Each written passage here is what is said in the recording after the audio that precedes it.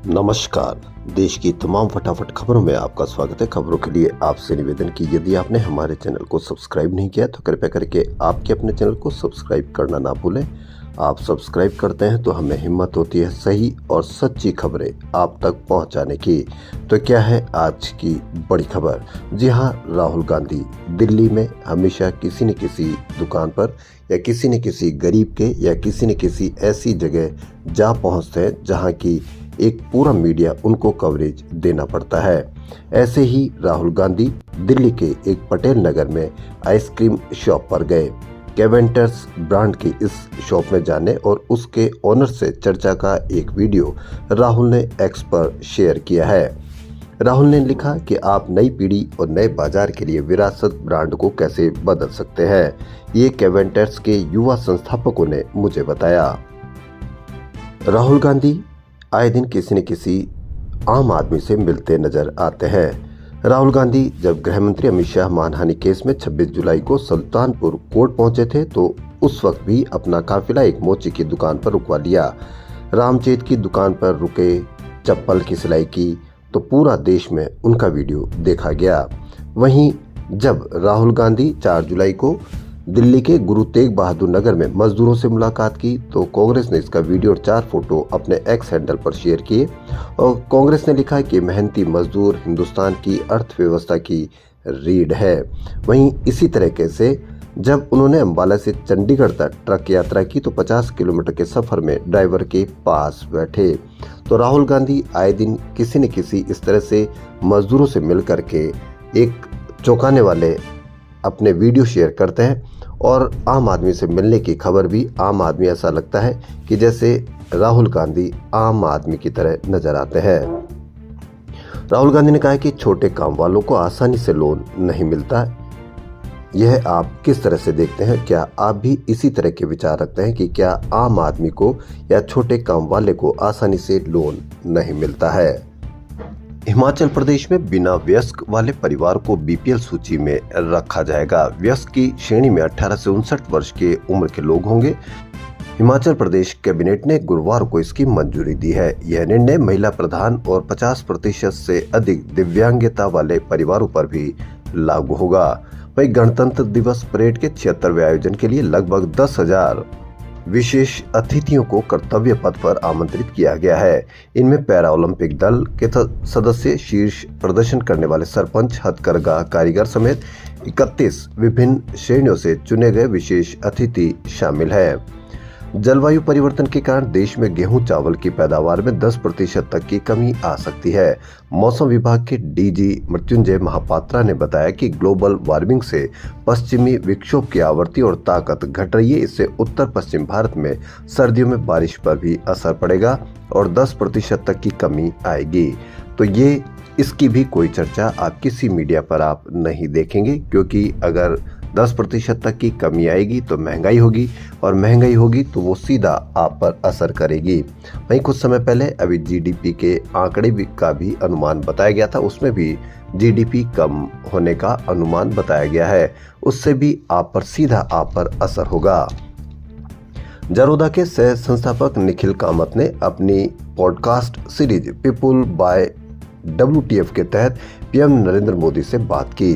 गुरुवार को कामत ने इसका 2 मिनट का ट्रेलर जारी किया। इसमें मोदी ने कहा कि यह उनका पहला पॉडकास्ट इंटरव्यू है।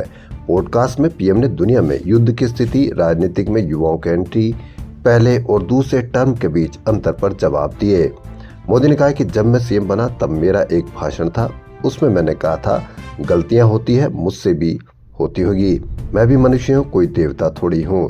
राजनीति में लगातार अच्छे लोग आते रहना चाहिए। तो प्रधानमंत्री मोदी ने कहा कि गलतियां होती है, मुझसे भी होती होगी। शंभू बॉर्डर पर एक और किसान ने जान दे दी है। पंजाब के तरन तारण निवासी रेशम सिंह ने गुरुवार को सल्फोस की गोलियां खा ली। इलाज के दौरान उनकी मौत हो गई। वर्क लाइफ बैलेंस को लेकर लॉर्सन एंड ट्रूबो के चेयरमैन SN सुब्रमण्यम के बयान से नई बहस छिड़ गई है।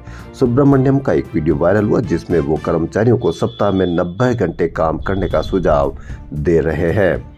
बीते साल इन्फोसिस के सह संस्थापक नारायण मूर्ति ने भी राष्ट्र निर्माण के लिए युवाओं से हफ्ते में 70 घंटे काम करने को कहा था। 70 घंटे भी काम करेंगे, 90 घंटे भी काम करेंगे, तो भी क्या उनका जीवन एक विकसित देश की तरह उनका जीवन जी पाएगा? क्या वो सड़कों को ढंग से यूज कर पाएंगे? क्या अस्पतालों में उनकी व्यवस्था सही हो पाएगी? क्या उनके लिए बढ़ती हुई महंगी शिक्षा उनके लिए सस्ती हो पाएगी? क्या बढ़ती हुई महंगाई उनके लिए कंट्रोल हो पाएगी? यदि यह काम होगा तो ही 90 घंटे, क्योंकि आज मजदूर जो कि 45% की अधिक बेरोजगारी है, 45 सालों की सबसे अधिक बेरोजगारी है, वहां उनको रोजगार नहीं मिल रहा है। और फिर भी जो रोजगार मिल रहा है उनको 90 घंटे काम के लिए सुझाव दिए जा रहे हैं। होना तो यह चाहिए कि 90 घंटे काम करो चाहे मत करो, उनकी सैलरी इस तरह से इतनी होनी चाहिए कि वह आम आदमी की तरह अपना जीवन जी सके। दीपिका पादुकोण, जी हां, सुब्रमण्यम के बयान पर अभिनेत्री दीपिका पादुकोण ने भी प्रतिक्रिया दी। कहा, इतनी ऊंची पोजीशन पर बैठे लोगों को ऐसे बयान देते देखना चौंकाने वाला है। मेंटल हेल्थ मायने रखती है। वहीं उद्योगपति हर्ष गोयनका ने सुब्रमण्यम के बयान पर तीखी प्रतिक्रिया दी है। उन्होंने कहा कि सप्ताह में 90 घंटे क्यों न रविवार का नाम बदलकर सन ड्यूटी क्यों न कर दिया जाए। मैं कड़ी मेहनत और समझदारी से काम करने में विश्वास करता हूं, लेकिन जीवन को निरंतर कार्यालय शिफ्ट में बदल देना यह सफलता नहीं बल्कि बर्न आउट का नुस्खा है।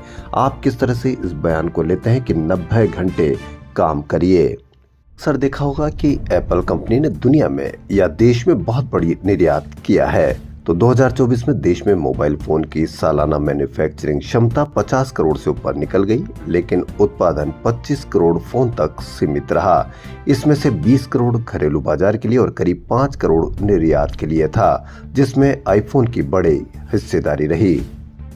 वहीं सीएमआर के अनुसार बीती अक्टूबर-दिसंबर में फीचर फोन की बिक्री 14% तक घट गई। 4G फोन की बिक्री भी 46% तक कम हो गई।